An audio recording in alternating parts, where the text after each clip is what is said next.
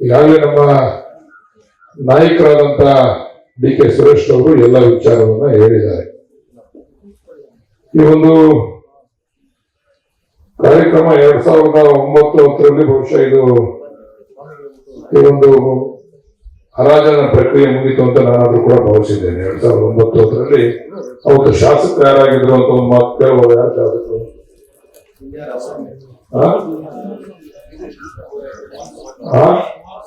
ಕುಮಾರಸ್ವಾಮಿ ಅವರು ಈ ಭಾಗದ ಶಾಸಕರು 2009 ಅದಾದ ನಂತರ 2013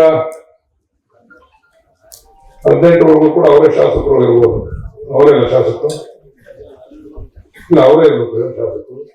ಶ್ರೀಮತಿಯವರು ಆಗಿದ್ದು, ಶ್ರೀಮತಿಯವರು 18 ಆಗಿದ್ದು, ಶ್ರೀಮತಿಯವರು 18 ಉಪಚುನಾವಣೆಯಲ್ಲಿ ಒಬ್ಬ ಡಿ.ಕೆ. ಸುರೇಶ್ ಅವರು ಬೆನ್ನು ಕಟ್ಕೊಂಡು ಪಾಪ ಕಷ್ಟಪಟ್ಟು ಅತ್ಯಂತ ಹೆಚ್ಚು ಈ ರಾಜ್ಯದಲ್ಲಿ ಹೆಚ್ಚು ಲೀಡು. ಎಷ್ಟು ಲೀಡು ಗೊತ್ತು? ಉಪಚುನಾವಣೆ 1 ಲಕ್ಷ ಚಿಲ್ಲರೆ ಲೀಡು, 1.25 ಲಕ್ಷ ಲೀಡು.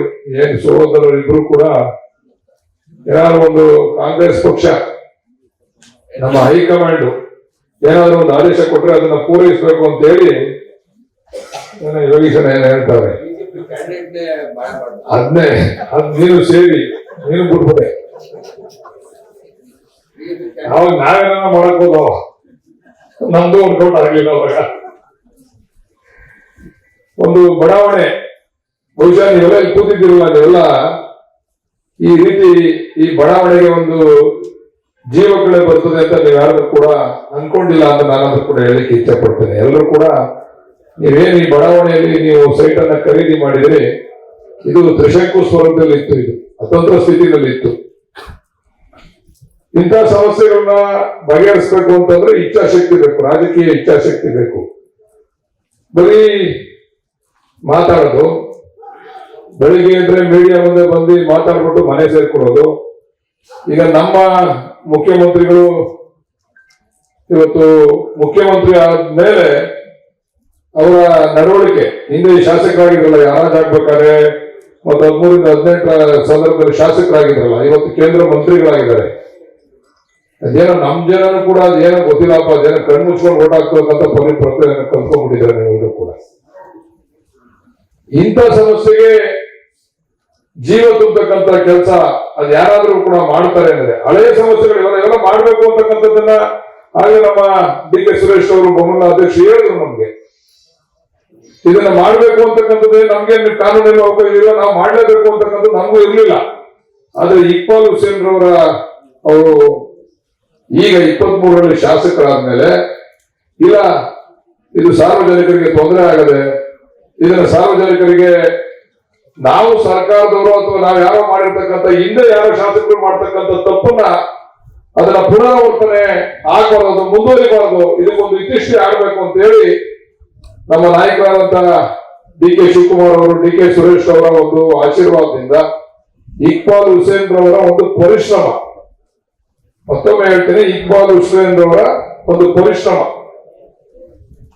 ಯಾರೋ ಮಾಡ್ಬೇಕಾಗಿ ಕೆಲಸನ ಇಕ್ಬಾಲ್ ಹುಸೇನ್ ಅವ್ರು ಬಂದು ಮಾಡ್ತಾರೆ ಅಂದ್ರೆ ಅವ್ರಿಗೂ ಕೂಡ ಇಚ್ಛಾಶಕ್ತಿ ಐತೆ, ಈ ಜನಗಳ ಬಗ್ಗೆ ಕಾಳಜಿ ಐತೆ ಅಂತೇಳಿ, ಈ ಜನಗಳ ಬಗ್ಗೆ ಎಷ್ಟು ಆಸಕ್ತಿ ಇದೆ, ನನಗೊಂದು ಸಮಸ್ಯೆ ಇದೆ, ನನ್ನ ಮುಂದೆ ಈ ಸವಾಲನ್ನ ಸ್ವೀಕಾರ ಮಾಡಬೇಕು, ಇದರ ಸಮಸ್ಯೆಯನ್ನ ಬಗೆಹರಿಸಬೇಕು ಅಂತಕ್ಕಂಥದ್ದನ್ನ ಬಹುಶಃ ಒಂದು ಒಳ್ಳೆಯ ಕೆಲಸವನ್ನ ಇಕ್ಬಾಲ್ ಹುಸೇನ್ ರವರು ನಿಮ್ಮೆಲ್ಲರಿಗೂ ಕೂಡ ಮಾಡಿಕೊಟ್ಟಿದ್ದಾರೆ.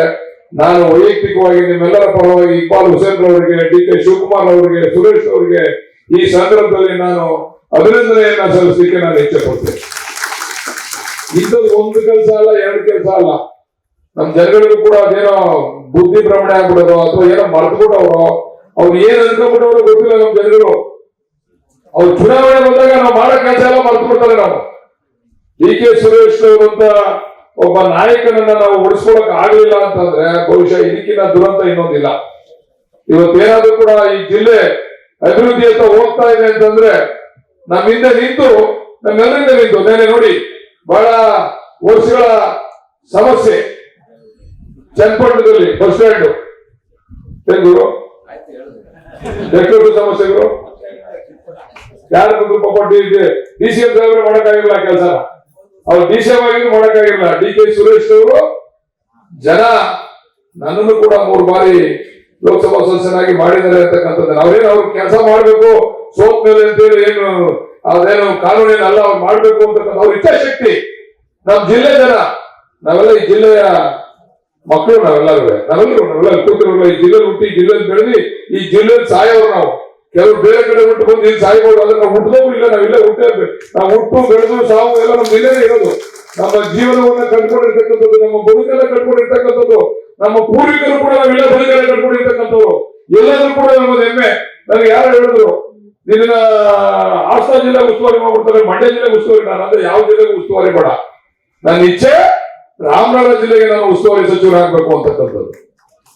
ನನ್ನ ಜನಗಳ ಅವರ ಜೊತೆ ನನ್ನ ಒಡನಾಟ ಇರಬೇಕು, ನನ್ನ ಜಿಲ್ಲೆಯ ಜನಗಳ ಜೊತೆ ಒಡನಾಟ ಇರಬೇಕು. ಇವತ್ತು ಸನ್ಮಾನ್ಯ DK ಶಿವಕುಮಾರ್ ಅವ್ರನ್ನ ಈ ರಾಜ್ಯದ ಅತ್ಯಂತ ಉನ್ನತವಾದಂತ ಎತ್ತರವಾದಂತ ಸ್ಥಾನಕ್ಕೆ ನಿಮ್ಮೆಲ್ಲರ ಆಶೀರ್ವಾದದಿಂದ ನೀವೆಲ್ಲ ಕೂಡಿಸಿದ್ದೀರಾ ಅಂತಂದ್ರೆ ನಾವು ಯಾವಾಗಲೂ ಕೂಡ ನಿಮ್ಗಳಿಗೆ ಚಿರಋಣಿಗಳಾಗಿರ್ತೇವೆ ಅಂತಕ್ಕಂಥ ಮಾತನ್ನು ಈ ಸಂದರ್ಭದಲ್ಲಿ ನಾನು ಹೇಳಿಕ್ಕೆ ಇಚ್ಛೆ ಪಡ್ತೇನೆ. ಇವತ್ತು ನಮ್ಮ ಮೇಲೆ ವಿಶ್ವಾಸ ಇಡಿ. ಬರೀ ಡೋಂಗಿ ಮಾತುಗಳು, ಬೆಳಿಗ್ಗೆ ಬೈಯೋದನೆ. ಆ ಬಿಡದಿ ಟೌನ್ಶಿಪ್ ಅವರೇ ಮಾಡ್ಬಿಟ್ರು, ಅವರೇ ಆದೇಶ ಮಾಡಿದ್ದು, ಅವರೇ ಜಾಗತಿಕ ಟೆಂಡರ್ ಕರೆದಿದ್ದು, ಅವರೇ ಮಾಡಿದ್ದು. ಇವಾಗ ಬೈಯೋದು ನಮ್ಮನ್ನ. ಅದೇನು ಅವ್ರಿಗೆ ಹೊಟ್ಟೆ ತೋರಿಸೋದ್ ಕಾಣಿಸ್ತದೆ. DK ಶಿವಕುಮಾರ್ ಅವ್ರನ್ನ ನೋಡಿದ್ರೆ ಹೊಟ್ಟೆ ಒಳ್ಳೆ ಬೆಂಕಿ ಕೂಡ ಆಯ್ತದ ಕಾಣಿಸ್ತದೆ. ಅವ್ರು ಕೂತ್ಕೊಂಡ್ರೆ ನೋಡ್ರಿ ಹೆಂಗ್ ಕೂತವ್ರೆ DK ಶಿವಕುಮಾರ್ ಅವರು, ನಿಂತ್ಕೊಂಡ್ರೆ ಹೆಂಗಿದ್ದವ್ರು ನೋಡ್ರಿ.